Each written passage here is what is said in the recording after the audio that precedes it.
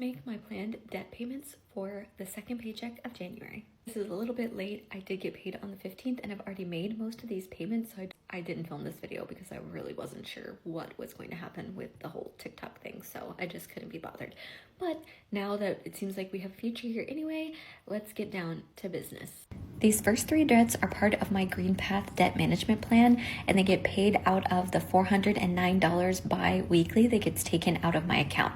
So I'm just documenting here how much actually gets paid to each card. So $169 went to my one main loan, $68 went to my Wells Fargo credit card, and $66 went to my Capital One. GreenPath uses the debt snowball method, so I currently have one card that is currently being paid down with any extra money that I have, and then it will roll into the next debt after that. I did have 2 student loan payments that I needed to make with this paycheck. The first one was $151.61 that was due on the 17th.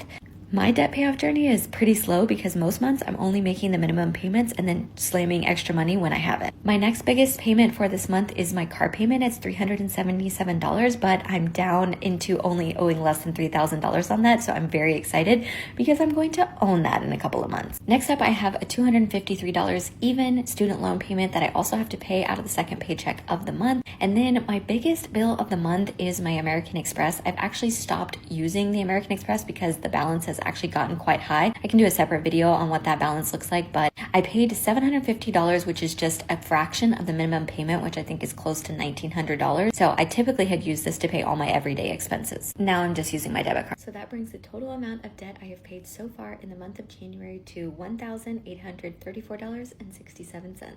Here's a look at my debt dashboard. This is a screenshot from a debt tracker that I'm working on. So if you're interested in that, stay tuned. And that brings my total remaining debt to $162,850.47. And the dashboard says I have made 1.77% progress on paying off my debt.